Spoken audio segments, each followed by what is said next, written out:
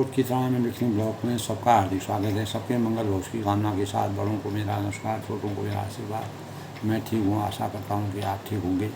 दोस्तों, आज के शुभ पंचांग की रामचरितमानस के उत्तरकांड के काकभूषण जी और गरुड़ जी के प्रसंग से पहले गरुड़ जी ने कलयुग के पापों ने सब धर्मों को जिस प्रकार से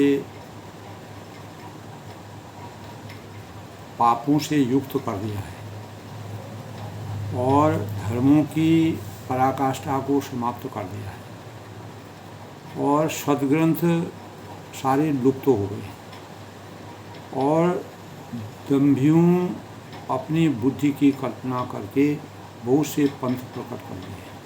अनेक प्रकार के जो इस प्रकार के समाज विरोधी लोग हैं, जो धर्म विरोधी लोग हैं, उन्होंने कलयुग में इस प्रकार का अवतरण ले लिया है कि अनेक प्रकार के हमारी मान मर्यादा को कलंकित कर दिया है।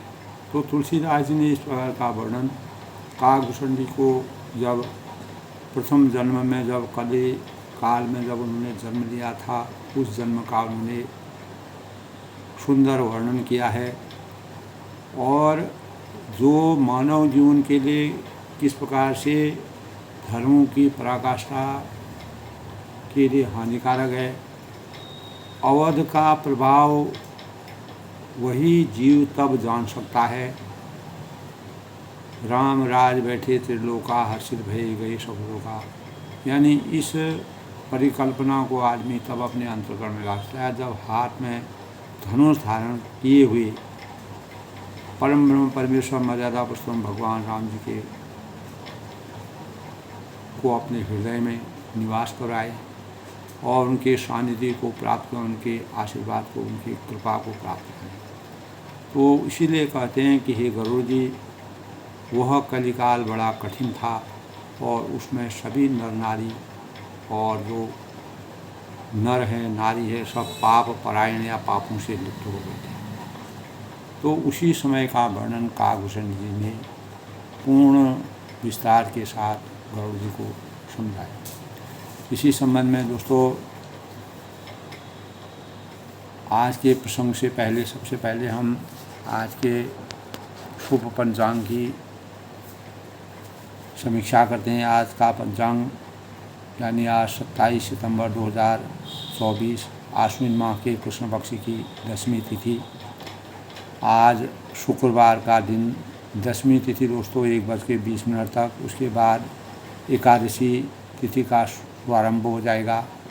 सूर्य जो है आज कन्या राशि में प्रवेश करेंगे और शिव योग का संयोग रहेगा। उसके बाद 11:33 तक सायं, उसके बाद सिद्ध योग का संयोग है और 11:33 तक उसके बाद सिद्ध योग और बाद में करण और शुभ फलदायक दिन माना गया है।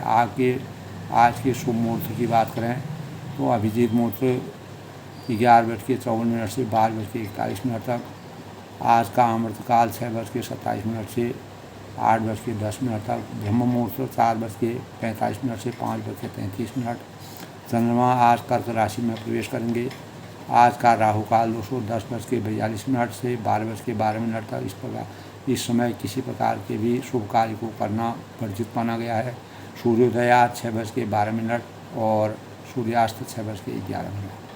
इस प्रकार दोस्तों आज के शुभ पंचांग का भाव है। जैसे कि हम जानते हैं दोस्तों, आज शुक्रवार का दिन है। शुक्रवार को माँ लक्ष्मी और दुर्गा माता की पूजा, उपवास, व्रत, ध्यान और स्तुति करने का दिन है। लक्ष्मी धन और वैभव की प्रतीक है और दुर्गा शक्ति की प्रतीक है। शुक्रवार की प्रकृति मृदु है। यह दिन एक ओर जहाँ लक्ष्मी का दिन माना जाता है, वहीं दूसरी ओर काली मैया का शुभ दिन माना गया है। यह दैत्यों के गुरु शुक्राचार्य का भी दिन माना जाता है। इस दिन लक्ष्मी माता व काली माता की पूजा विशेष लाभदायक होती है, मनोवांछित फलों को देने वाली होती है। और शुक्रवार को घर में खुशियों की सूचक मानी गई है, इसीलिए इस दिन को शांति का प्रतीक माना जाता है, दया का दिन माना जाता है। और शुक्र प्रेम की देवी है, और शुक्र ग्रह के नाम से शुक्र ग्रह मजबूत करने के लिए दोस्तों भगवान यानी माँ दुर्गा और लक्ष्मी माता में कौड़ी, बतासे, सफ़ेद चीज़ों का दान करना चाहिए, और चावल आदि चीनी का दान करना चाहिए, और भगवान को उसी का भोग लगाना चाहिए। और प्रेम, सौंदर्य और सद्भाव का यह दिन शुभता का और सौंदर्य में निखार का दिन माना जाता है, ऐश्वर्य, कीर्ति और धन दौलत का प्रतीक है।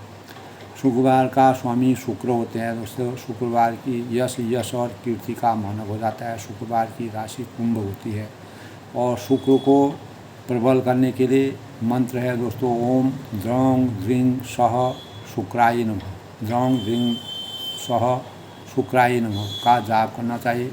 सफ़ेद कपड़े पहनने चाहिए, और सफ़ेद वस्तुओं और चीज़ों का दान करना शुभ माना गया है। किसी भी व्यक्ति की आत्मा को आहनन नहीं करना चाहिए, किसी व्यक्ति को गलत शब्द नहीं बोलना चाहिए, सदाचार भावनाओं का पालन करना चाहिए। शारीरिक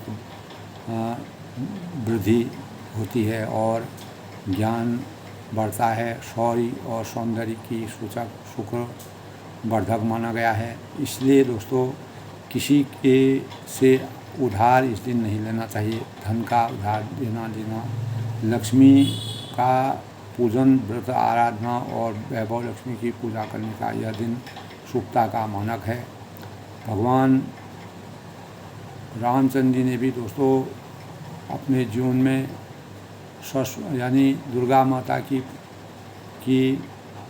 शक्ति के प्रतीक के रूप में दुर्गा की आराधना की थी, जिसके परिणाम स्वरूप रावण से युद्ध करने में उनको शक्ति प्राप्त हुई और सूर्यदेव से उनको तेज प्राप्त हुआ। उसी के परिणाम स्वरूप जब यानी विभीषण ने उनको उनकी नाभि में अमृत होने का बात बताया रावण के, तो उसके अंत करने के लिए भगवान ने शक्ति और तेज के प्रभाव से शक्ति अग्नि बाण मार करके रावण के नाभि से अमृत को सोखा, जिसके परिणाम स्वरूप भगवान रामचंद्र ने भी दुर्गा की आराधना की है।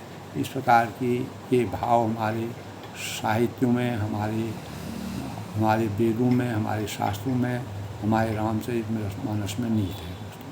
तो रामचरितमानस में दोस्तों भगवान रामचंद्र जी का इस प्रकार का के भाव हैं। सेवा धर्म से वह संपन्न है, और कहा भी है, जा पर कृपा राम की हुई, ता पर कृपा करें सब कोई। जिनके कपट दम्भ नहीं आया, माया तिनके हृदय बसों लग आया। जिनके कपट दम्भ नहीं माया, तिनके हृदय बसों लग आया। यानी भगवान रामचंद्र का उन्हीं के अंतःकरण में भगवान का विराजमान है। सेवा धर्म मर्यादा पुरुषोत्तम भगवान राम जी का परम कर्तव्य और आदर्शता थी, और इन्हीं के परिश्रम सच्चा सेवक प्रभु श्री राम जी को अतिशय प्रिय होता है। यह रामचरितमानस में पूरा इसका प्रसंग है। रामचरितमानस में कहा गया है कि समदर्शी मोहि कौशल काऊ, सेवक प्रिय अनन्य अतिशोहु। सो अनन्य जाऊँ असी, मति न टरई हनुमंत, मैं सेवक सचराचर रूप स्वामी। और जिसकी ऐसी बुद्धि कभी नहीं टलती है कि मैं सेवक हूँ और वह चराचर जड़ चेतन जगत मेरे स्वामी भगवान के रूप हैं, वही इस संसार में अनन्य है। परिवार में अपने वयोवृद्ध माता की सेवा से पुत्र के चारों पदार्थ धर्म अर्थ काम मोक्ष की पूर्ति के मोक्ष की प्राप्ति का आशीर्वाद जिस प्रकार मर्यादा पुरुषोत्तम भगवान राम जी को प्राप्त था। चार पदार्थ करतलता के प्रिय पितुमात प्राण समझा। तो इस प्रकार रामचरितमानस में दोस्तों सेवा करने से मनुष्य का हृदय शुद्ध हो जाता है। उसमें प्रेम, दया, सरलता, विनम्रता, त्याग, उत्साह, परोपकार के भावों का संचार होता है। इसी त्यागपूर्ण सेवा करना अत्यंत सराहनीय मर्यादा पुरुषोत्तम भगवान राम की आदर्शता के स्वरूप का वर्णन काकभूषण जी ने किया है। धर्म के विषय में श्री रामचरितमानस में कहा गया है कि शिव दधीचि हरिश्चंद्र नरेशु सहे धर्म हितकोटि कलेशु। तो इस प्रकार से सेवा भावों से मर्यादा पुरुषोत्तम भगवान रामचंद्र जी ने हमारे शास्त्रों में, रामचरितमानस में अनुभवशील मनुष्य बताते हैं कि ईश्वर काकभूषण जी ने इसीलिए मर्यादा पुरुषोत्तम भगवान का आशीर्वाद प्राप्त करके लंबे समय तक सत्संग दे करके और पशु पक्षी और मानव चेतना को भी जागृत करने का के भावों का संचार किया। तो ईश्वर निमित्त सेवा करने वाले शरीर से ही प्रभु राम प्रकट होते हैं। आत्मवत सर्वभूतेषु, यानी वसुधैव कुटुम्बकम की भावना विकसित होती है। यही हमको रामचरितमानस से प्राप्त होती है। तो मर्यादा पुरुषोत्तम भगवान रामचंद्र जी के स्वरूप का वास्तविक आनंद और भक्ति भाव और स्नेह का जो स्वरूप हनुमान जी को प्राप्त था, वही स्वरूप जो है काकभूषण जी को भी प्राप्त हुआ। क्योंकि हनुमान जी ने भगवान की उपासना करने के लिए जब परमात्मा से उनका पंपापुर में जो है भगवान रामचंद्र जी और हनुमान जी ब्राह्मण के वेश में परमात्मा मर्यादा पुरुषोत्तम भगवान राम जी को प्रथम मिलन उनका हुआ था ज्येष्ठ मास के मंगलवार के दिन दोस्तों। तो उनके कार्य को करने के लिए मर्यादा पुरुषोत्तम भगवान राम जी को अपने अंतर मन में धारण करके उन्होंने अनेक प्रकार के कार्य किए और सीता जी की खोज में अपना मन, वचन और कर्म से कार्यों को परिपूर्ण करने के भावों का संचार किया। तो इसीलिए दोस्तों उन्होंने कहा है, जगह पुर रखवारे देख बहु कवि मन कीन विचार, अति लघु रूप धरो निशी नगर करूँ पैसा। यानी उतने बड़े लंका में उन्होंने प्रवेश करके अपने रूप को उनको बदलना पड़ा और यह रूप परिवर्तन करना उनके लिए मर्यादा पुरुषोत्तम भगवान राम जी की कृपा थी। क्योंकि सीता जी की खोज करना और किसी न किसी प्रकार से लंका में चढ़ाई करके अत्याचार और अहंकारी और अनाचार असत्य की नीति पर चलने वाले रावण का अंत करना था। इसीलिए मर्यादा पुरुषोत्तम भगवान रामचंद्र जी त्रेता युग में अवतरित होकर के अनेक प्रकार के पापों से ग्रस्त जितने भी अत्याचारी थे उनको इस धरती से समूल नष्ट करने का वचन, और उन्होंने कहा था कि मैं 14 वर्ष के वनवास के दौरान जब तक राक्षसों से पूरा यह सृष्टि राक्षसों से समाप्त नहीं होगी तब तक मैं अपने जीवन में कार्य करता रहूँगा। तो सृष्टि की रचना को हमेशा के लिए संजो कर रखने के लिए मर्यादा पुरुषोत्तम भगवान राम जी के तब हनुमान जी ने मशक समान रूप कवि धरी, लंक ही चले सुमिर नर हरि, नाम लंकनी एक निशिचरी, सो कहाँ चले से मोहि निंदरी, जाने हूँ नहीं मरम सठ मोरा, मोर हार जहाँ लगे चोरा, मुडिका एक महा कवि हमी, रुधिर बमर धरनी थन पुनि संभार उठी सो लंका, जोर पान कर विनय शंका, जब रावणी ब्रह्म वर दीना, चलत बिरंज का मोही। तो इस प्रकार से जो है मर्यादा पुरुषोत्तम भगवान रामचंद्र जी के कार्य के लिए हनुमान जी ने जिस प्रकार का समर्पण के भावों के हनुमान दे परसा कर पुनि की प्रणाम, राम काज की ने बिना मोहि कहाँ। तो इस प्रकार दोस्तों काकभूषण जी ने गरुड़ जी के संशय को समाप्त करने के लिए पूरे उत्तरकांड में 7 कांडों के सार का स्वरूप उत्तरकांड में छुपा हुआ है, जो तुलसीदास जी ने जीव के लिए सच्चा स्वार्थ यही है दोस्तों कि मन, वचन और कर्म से श्री राम जी के चरणों में प्रेम। और वही शरीर पवित्र और सुंदर है जिस शरीर को पाकर रघु जी का भजन किया जाता है। कल के प्रसंग में हमने पढ़ा था दोस्तों, जो श्री राम जी के विमुख है वह यदि ब्रह्मा के समान शरीर भी धारण कर ले तो कभी पंडित उसकी प्रशंसा नहीं करते हैं।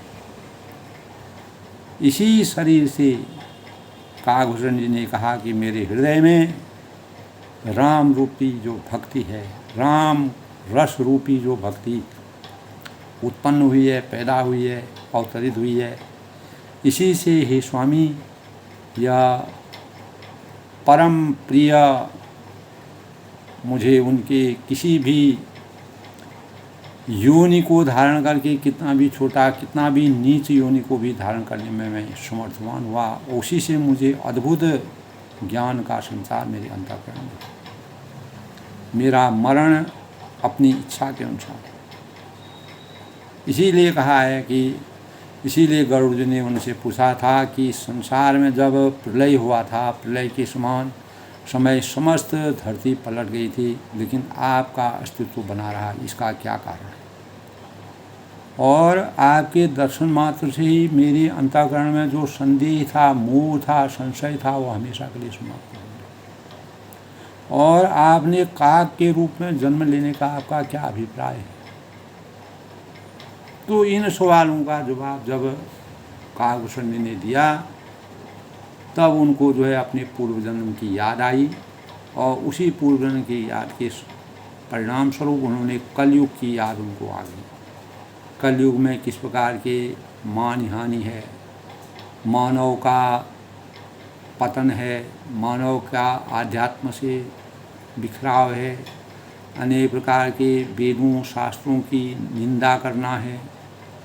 तो नाना जन्म कर्म पुण्य नाना, किए जोग जब तब मख दाना, कवन जोर जन्म हूँ जब नाही, मैं खगऊँ ब्रह्म जग माही। तो अनेकों जन्मों में मैंने अनेकों प्रकार के योग, जप, तप, यज्ञ, दान और कर्म किए हैं। मैं गरुड़ जी जगत में ऐसी कौन योनि है जिसमें मैंने बार बार घूम फिर कर जन्म न लिया। और देखूँ करी सब कर्म, गोसाई सुखी न भयों अबों की नाई, सूर्य मोही नाथ जन्म बहु केरी, शिव प्रसाद मति मोही।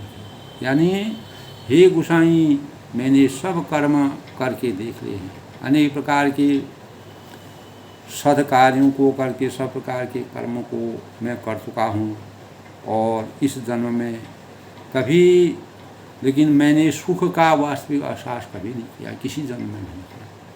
और जो जन्म मैंने कौवे के रूप में अवतीत किया, उसी जन्म में मैंने सुख का वास्तविक एहसास प्राप्त किया। मुझे बहुत से जन्मों की याद आती है, क्योंकि शिवजी की कृपा से मेरी बुद्धि, मोह ने मेरे को कभी नहीं खोया।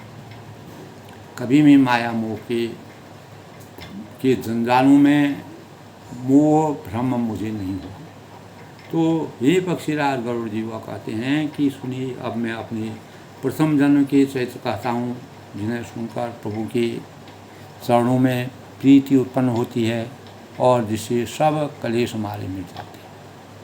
तो हे प्रभु, पूर्व के एक कल्प में पापों का मूल जो युग कलयुग था, तो एक जन्म में जब मैंने कलयुग में जन्म लिया, तब पुरुष और स्त्री सभी अधर्म परायण थे, धर्म की नीति को, मर्यादा को नहीं जानते थे और वेदों के विरोधी थे।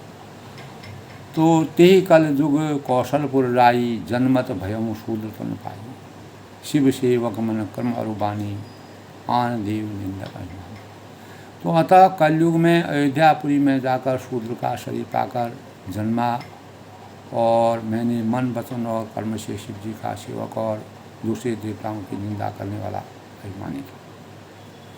तो धन मद और मत परम बाचाला, उग्र बुद्धि उर दम्भ विशाला, जत भी रहूँ रघुपति राजधानी, जत भी कसु महिमा उदानी। यानी मैं धन के मत से मतवाला, बहुत ही बकवादी और उग्र बुद्धि वाला हो गया था। मेरे हृदय में बड़ा भारी दम्भ था, और यद्यपि मैं श्री रघुनाथ की राजधानी में रहता था, राज मैंने उस समय उनकी महिमा कुछ भी नहीं जानी। तो अब जाना मैं अवध प्रभावा, निगमानि पुराण गावा, कवनो जन्म अवध बस जोई, राम परायण शोक। तो अब मैंने अवध का प्रभाव जाना है। वेद शास्त्र और पुराणों में ऐसा कहा गया है कि किसी भी जन्म में कोई भी अयोध्या में बढ़ जाता है, अयोध्या में निवास कर जाता है, और वह अवश्य ही परम ब्रह्म परमेश्वर मर्यादा पुरुषोत्तम भगवान राम की परायण हो जाएगा। तो अवध प्रभाव जानता प्राणी, जब उर्वशी राम वाणी, सो कलिकाल कठिन उर्गाही, पाप परायण सब नर नारी। तो अवध का प्रभाव जो है वह जीव तभी जानता है जब हाथ में धनुष धारण करने वाले श्री रामचंद्र जी उनके हृदय में निवास करते हैं। और हे गरुड़ जी, जब कलिकाल बड़ा कठिन था तो उसमें सभी नर नारी और पाप परायण पापों में लिप्त थे। तो ऐसे भावों को देख कर के मुझे पूर्व जन्म की याद आ रही है आपके कथनानुसार।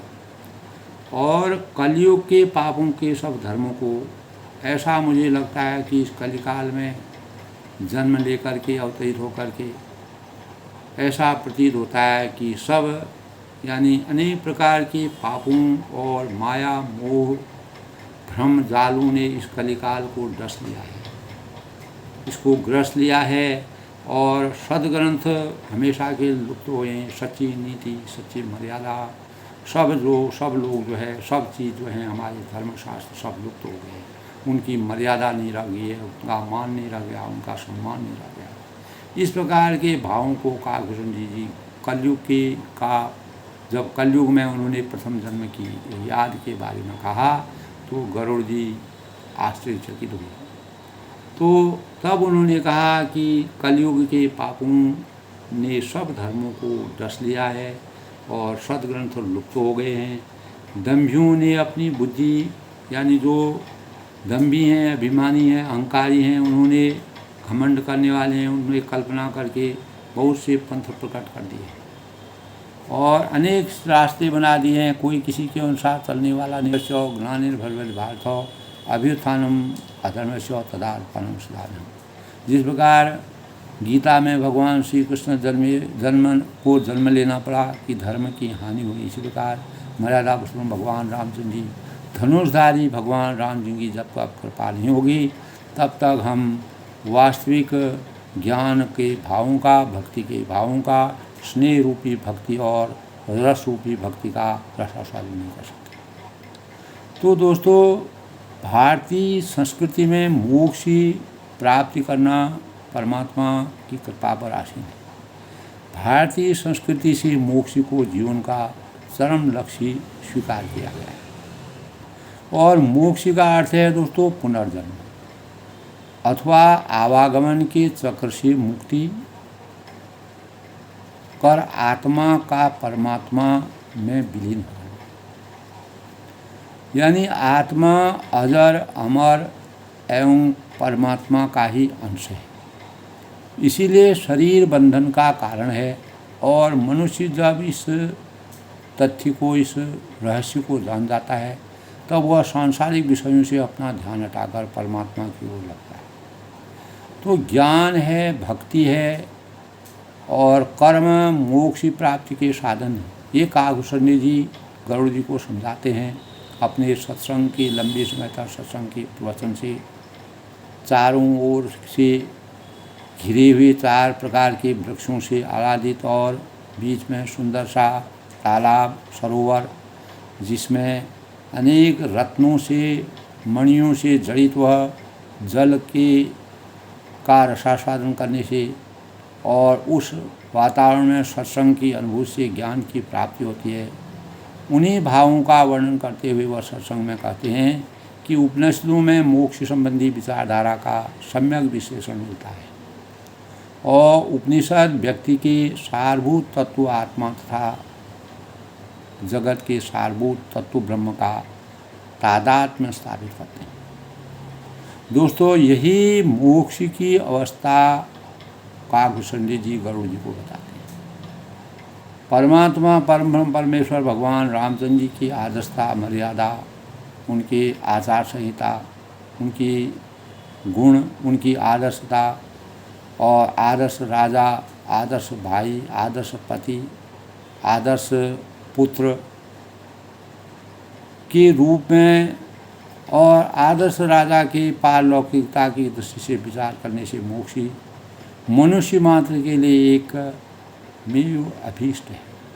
मोक्ष तभी संभव है जब व्यक्ति अज्ञान के बंधन को काट देता है। गीता में भी कहा गया है दोस्तों कि काम क्रोध से रहित जीते हुए मन वाले ज्ञानी पुरुष परमात्मा की प्राप्ति करते हैं और इंद्रिय, मन और बुद्धि पर नियंत्रण रखने वाले व्यक्ति को मोक्ष स्वयं प्राप्त हो जाता है। तो मनुस्मृति में उल्लेख है कि दोस्तों इंद्रिय विरोधी, राग द्वेष रहित तथा अहिंसा परायण व्यक्ति को ही मोक्ष की प्राप्ति होती है। मर्यादा पुरुषोत्तम भगवान रामचंद्र जी के विषय में काकभूषण को जो ज्ञान था, वह ज्ञान शिवजी तक को भी उनके वास्तव अंतःकरण का ज्ञान नहीं था। उनको भी हंस के रूप में अवतीर्ण होकर के काकभूषण के सत्संग को सुनने की आवश्यकता होती। तो पुराणों में मोक्ष के लिए दोस्तों दया और प्राणियों में समभाव, क्षमा, आक्रोश, सत्य, लोभ, मोह, काम आदि का त्याग आदि गुणों का आचरण आवश्यक बताया गया है। और इंद्रियों तथा मन का संयम, सांसारिक भोगों से विरक्ति, संसार की अनित्यता का ज्ञान व मोक्ष प्राप्त करने की प्रबल आकांक्षा के बिना कोई इस दिशा में अग्रसर नहीं हो सकता। तो काकभूषण जी इसी ज्ञान को गरुड़ जी को समझाते हैं। मोक्ष की अवस्था तक पहुंचने के लिए व्यक्ति को किसी योगी गुरु के उपदेश ग्रहण करने चाहिए और गुरु शिष्य को तुम ही ब्रह्म हो का बोध कराता है। तो बोध हो जाने पर जब व्यक्ति आत्म साक्षात्कार कर लेता है, आत्मा और परमात्मा का मिलन हो जाता है, तब उसे अहम ब्रह्मास्मि यानी मैं ही ब्रह्म हूँ की अनुभूति होती है। तो यही पूर्ण ज्ञान है और इसी को मोक्ष कहा जाता है। और मोक्ष प्राप्ति के पश्चात जीवन के समस्त दुखों का नाश हो जाता है और तथा मनुष्य परमानंद की प्राप्ति करता है। इसीलिए काकभूषण जी ने लंबे समय तक भगवान युगों युगों तक, सालों सालों तक कौवे के रूप में अवतीर्ण होकर के अपने जीवन को धन्य करने का आशीर्वचन मर्यादा पुरुषोत्तम भगवान राम के सानिध्य से प्राप्त किया। तो इस प्रकार दोस्तों भगवान की असीम कृपा काकभूषण जी पर हुई, हनुमान जी पर हुई। हनुमान जी हमेशा इस सृष्टि में हमेशा विराजमान हैं। अमरत्व का वरदान उनको प्राप्त है, ऐसा हमारे शास्त्रों का विधान कहता है। क्योंकि भक्ति और स्नेह और अंतरात्मा की जो सिद्धि की प्राप्ति होती है वह मोक्ष प्राप्ति की अवस्था कहलाती है। लेकिन हनुमान जी को हमेशा सृष्टि में विराजमान रहने का वरदान भगवान रामचंद्र ने उनको हमेशा दिया हुआ है।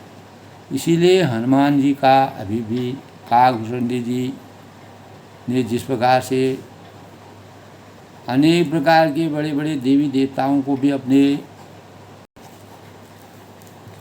सत्संग में अपने भावों का संचार किया, वह मानव जीवन के लिए प्रेरणा के रूप में हमेशा अवतरित रहे। तो भये लोग सब मोह बसो, लोभ गृषे शुभ काल, कर्म सुनि हरिजान ज्ञान निधि, करहूँ पछो कलिधर। यानी सभी लोग मोह के वश में हो और शुभ कर्मों को लोभ ने हड़प लिया। और हे ज्ञान के भंडार, हे श्री हरि के वाहन, सुनिए अब मैं कलि के कुछ धर्म कहता हूँ। कलयुग में किस प्रकार के धर्मों का अनुपालन किया जाता है, कैसे निर्वहन किया जाता है। वरन धर्म नहीं आश्रमचारी, श्रुति विरोध रथ सब नर नारी। द्विज श्रुति बेचक भूप प्रजा संग, को नहीं मान निगम अनुशासन। यानी कलयुग में वरन धर्म नहीं आश्रमचारी, कलयुग में न वर्ण धर्म रहता है, न चारों आश्रम रहते हैं, और सब स्त्री पुरुष वेदों के विरोध लगे रहते हैं, और ब्राह्मण वेदों से बसने वाले राजा प्रजा को खा डालने वाले होते हैं। वेदों की आज्ञा कोई नहीं मानता है। जो हमारे 4 वेद हैं और 4 वर्ण हैं, तो उन वर्ण धर्मों का कोई अस्तित्व नहीं रह गया है। कलयुग का ऐसा योग है, ऐसा प्रभाव है। और गरुड़ जी के कहने पर काकभूषण जी को अपने पूर्व जन्म की याद आई, जिसके परिणाम से उन्होंने कलयुग में जब जन्म लिया तो उनके कलयुग के भावों का पूरा वर्णन उन्होंने किया। कलयुग में न वर्ण धर्म रहता है, न चारों आश्रम रहते हैं, और ब्रह्मचर्य आश्रम और ये जो 4 आश्रम होते हैं वह नहीं रहते हैं, और वानप्रस्थ आश्रम, वृद्धाश्रम, इस प्रकार के दोस्तों यौनाश्रम। तो स्त्री पुरुष वेद के विरोध में लगे रहते हैं। ब्राह्मण वेदों से बसने वाले, चारों प्रजा को खाने वाले होते हैं। वेद की आज्ञा कोई नहीं मानता है।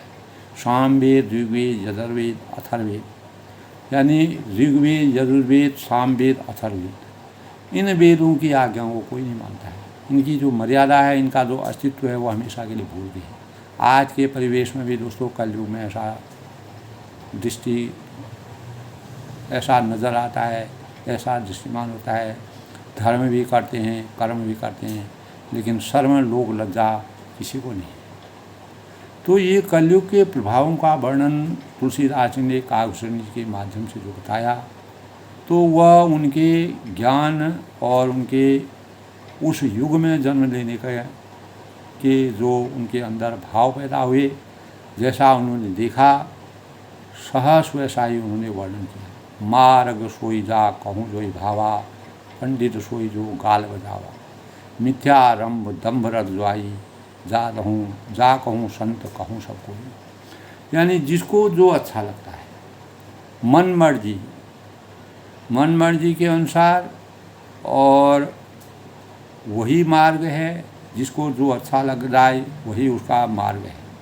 इसमें क्या बुराई होगी, क्या अच्छाई होगा, क्या सत्य है, क्या असत्य है, कैसे हमको अपने मार्ग को प्रशस्त करना चाहिए, ये किसी के अंतःकरण में नहीं रहा। ये कलयुग का प्रभाव है। जो डींग मारता है, व्यर्थ की बातें करता है, लोगों की बुराई करता है, लोगों की निंदा करता है, अनेक प्रकार के गलत अनित्य कार्य करता है, वही इस कलयुग में पंडित कहलाता है।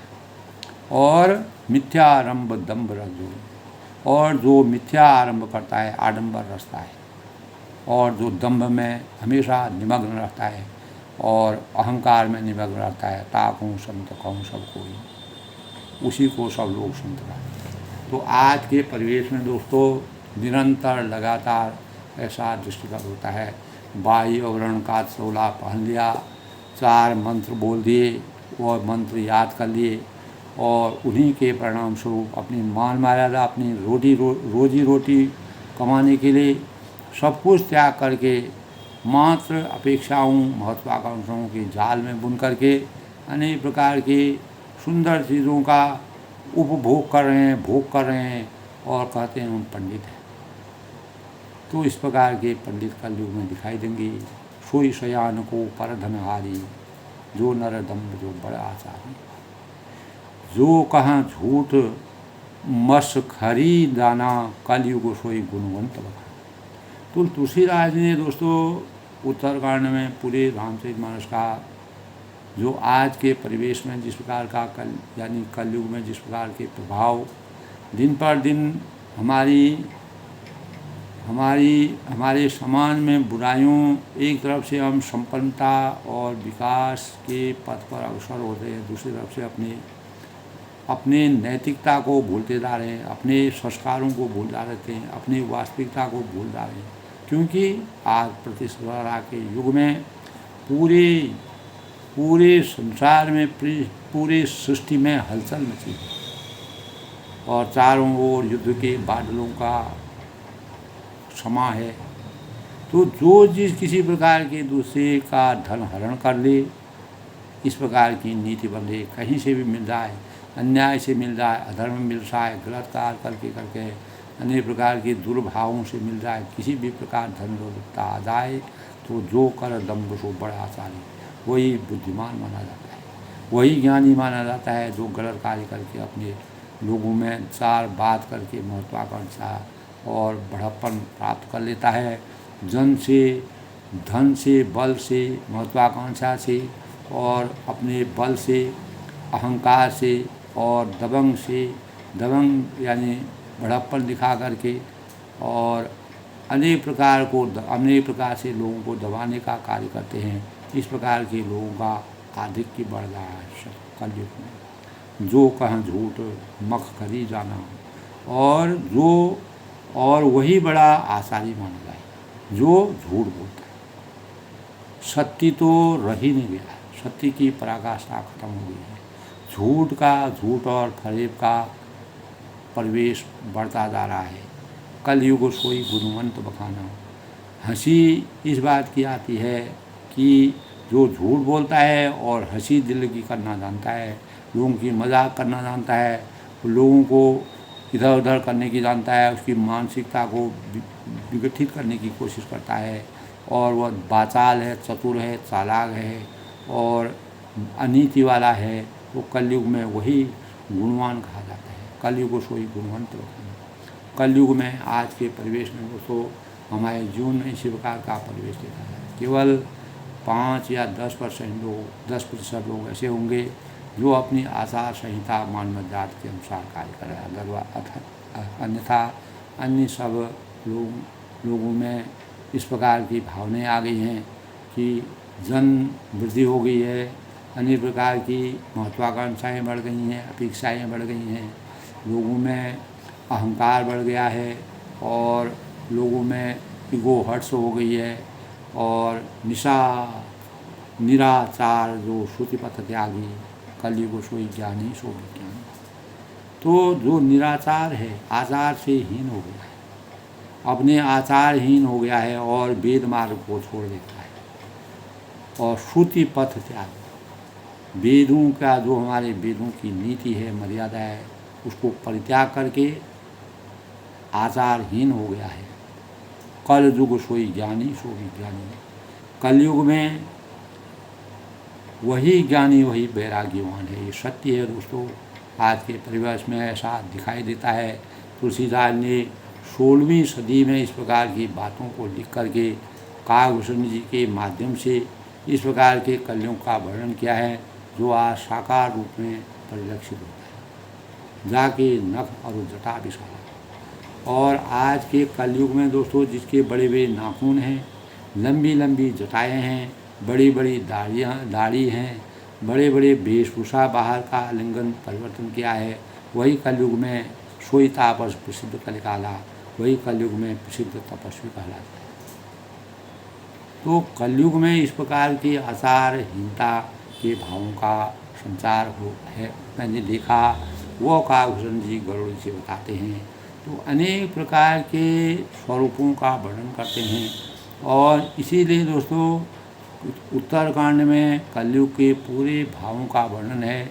हमें प्रत्येक भावों को सोचना चाहिए, इसके बारे में अपने अंतःकरण को में ज्ञान का संचार करके अपने सृष्टि के सही संचार करने के लिए, मान मर्यादा को बढ़ाए रखने के लिए, अपने संस्कारों को रखने के लिए, तो हमें उत्तरोत्तर इसमें इस बुराइयों से हट करके सच्चाई की तरफ आना चाहिए। अशुभ वेश भूषण धरे, भत्सा भत्स जे खाए।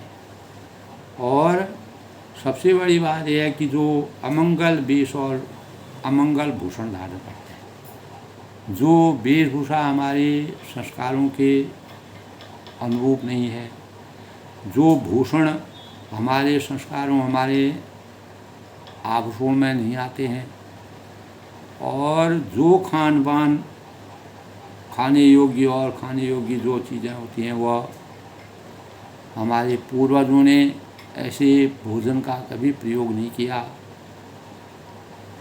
लेकिन आज वही उसका भक्षण कर रहे हैं, खा रहे हैं, चयन कर रहे हैं, उसमें क्या है क्या नहीं है ये उसको मालूम नहीं है। वही आज योगी का है। तो आज के कलयुग के योगियों की बातों का और जो आज का परिवेश दिख रहा है, तुलसीदास ने बड़े ही हृदयस्पर्शी ढंग से उसका वर्णन किया है।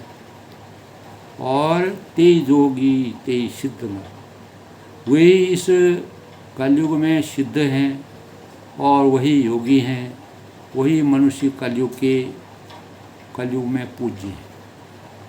वास्तव में दोस्तों अगर देखा जाए आज के कलयुग में जो अपनी नीति के अनुसार चलता है, जो अपनी आचार संहिता के अनुसार चलता है, जो अपनी मर्यादा के अनुसार चलता है, जिसको ज्ञान है उसकी पराकाष्ठा नहीं है, जो अनेक लोगों को दबा करके अपनी बातों से लोगों का ध्यान बंटवाता है और लोगों में अनेक प्रकार के अनाचार गलत कार्य करके लूटपाट लूट खसोट गलत कार्यों को करने की भावना रखता है, वही कलयुग में सम्मान का पात्र होता है।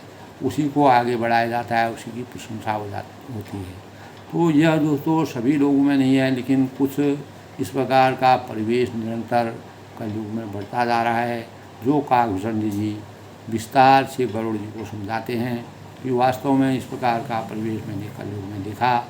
कि कलयुग में मैंने अवतार लिया, सभी अनेकों युगों में मैंने अवतार लिया, लेकिन कलयुग जो है वह पापों का घड़ा है, पापों के घड़े के रूप में है। इसमें जो अच्छा कार्य करेगा, सद्मार्ग पर चलेगा, सच्चाई पर चलेगा, नीति पर चलेगा, अपने कर्तव्य निष्ठा के साथ उसकी मान मर्यादा में हमेशा ठेस लगेगी, चोट लगेगी। यद्यपि दोस्तों जिसका मर्यादा पुरुषोत्तम भगवान रामचंद्र ने 14 वर्ष के वनवास के दौरान अनेक प्रकार की कठिनाइयाँ, विषमताओं, लोगों की अवहेलना और अनेक प्रकार के कष्टकारी कार्यों को करके मानव चेतना को जगाने का कार्य किया। तो रावण ने अनेक प्रकार से असत्य और अनाचार, अहंकार और घमंड के बल से मर्यादा पुरुषोत्तम भगवान राम जी को, सीता जी का हरण करके गलत कार्यों को करके रामचंद्र जी को, तो भगवान भी दोस्तों सत्य जो है वह सत्य की कभी हार नहीं होती। सत्य अपमानित हो सकता है, सत्य ठोकर खा सकता है, सत्य कठिनाइयों में तृप्त हो सकता है, लेकिन सत्य की हमेशा विजय होती है। तो सत्य में जयते इसलिए कहा है, सत्यं शिवम सुंदरम इसलिए कहा है। सत्य ही सबसे बड़ा मानव जीवन का सबसे बड़ा भूषण है। जब मनुष्य इस देही को त्याग के जाता है तो तब कहते हैं राम का नाम ही सत्य है। तो जो मर्यादा पुरुषोत्तम भगवान रामचंद्र जी कौशल के राजा सच्चिदानंद भगवान धनुर्धारी मर्यादा पुरुषोत्तम भगवान रामचंद्र जी का ध्यान करेंगे, सत्य नीति और आचार संहिता के चलेंगे, वही इस जन्म और किसी भी जन्म में वह जन्म ले। जिस प्रकार काकभूषण जी ने कौवे के रूप में भी जन्म लेकर के परमात्मा के आध्यात्म का वास्तविक आनंद प्राप्त किया, उसी प्रकार कोई भी मानव अगर उस कर्तव्य निष्ठा से, उन भावों से परमात्मा में विलीन होकर के परमात्मा की भक्ति में स्नेह हजारों वर्षों तक उस कौवे के रूप में जन्म ले करके भी उनका जो जन्म मरण था वो उनके हाथ में हुआ। तो ऐसे वास्तविक ज्ञान मन वचन और कर्म से पाया हुआ जो ज्ञान है, परमात्मा का सानिध्य है, काकभूषण जी ने गरुड़ जी के मस्तिष्क को जिस प्रकार से आच्छादित किया, तो तीन कर गौरव मान्यते जे अवकारी चार, तेहि बक्ता कलिकाल महू मन क्रम वचन लगा। तो काकभूषण जी कहते हैं कि जिनके आचरण दूसरों का अपकार अहित करने वाले होते हैं, जो आचरण हीन लोग होते हैं, जो दुराचारी होते हैं, जो दूसरे का अहित करते हैं और ते अपकारी चारते हैं, उन्हीं को बड़ा गौरव प्राप्त होता है और वही सम्मान के योग्य होते हैं। ये कलयुग के प्रभाव है। तो माँ यानी ते बगदा कल काल मह मन कर्म वचन लबार। जो मन वचन और कर्म से लबार होते हैं, झूठ बकने वाले हैं, गलत नीति के चलने वाले हैं, वही कलयुग में वक्ता माने जाते हैं। तो दोस्तों, इस प्रकार से कलयुग के प्रभावों का जिस प्रकार से वर्णन किया, काकभूषण जी ने गरुड़ जी को समझाया, और प्रत्येक मानव मात्र के लिए इस प्रकार की प्रेरणा है। रामचरितमानस में उत्तरकांड में तुलसीदास जी ने जिस प्रकार का वर्णन किया है, 16वीं सदी में जन्म लेकर के अपनी पति के द्वारा प्रेरणा के स्रोत में धिक धिक ऐसे प्रेम को कहा करूँ मैं नाथ, ऐसी ममता धिक धिक ऐसे प्रेम को अस्थि चरण मम देह में और तामे ऐसी प्रीत, ऐसी जो श्री राम पर वो ही नहीं भाई। तो उन्होंने कहा कि मेरे शरीर में मेरा हाड़ मांस का जो शरीर है, इस शरीर पर आपकी इतना प्रेम है, इतना सानिध्य दिया गया, इतना प्रेम आपका परमात्मा के प्रति होगा तो आप हजारों युगों तक, हजारों वर्षों तक, हजारों जन्मों तक अपने जीवन का उद्धार कर सकते हैं।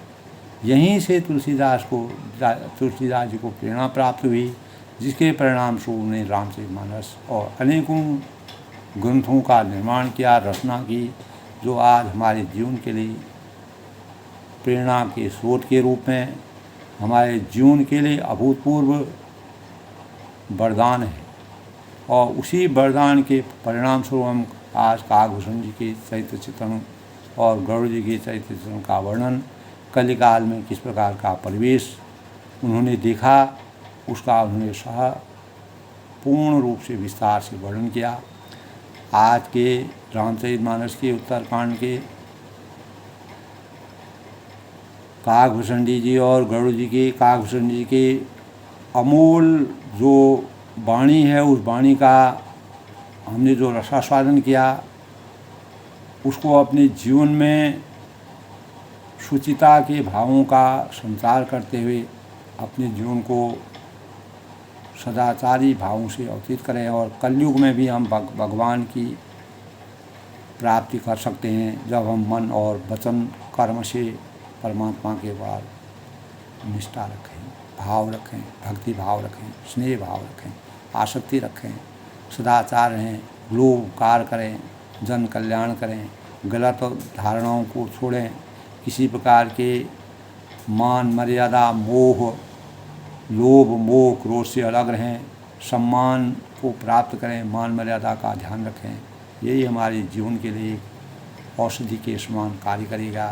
यही हमारे जीवन को पवित्रता का सूचक बनाने में समर्थ होगा। सब लोग सुखी रहें, खुश रहें, अपने जीवन में मर्यादा भगवान राम जी का स्मरण करते रहें।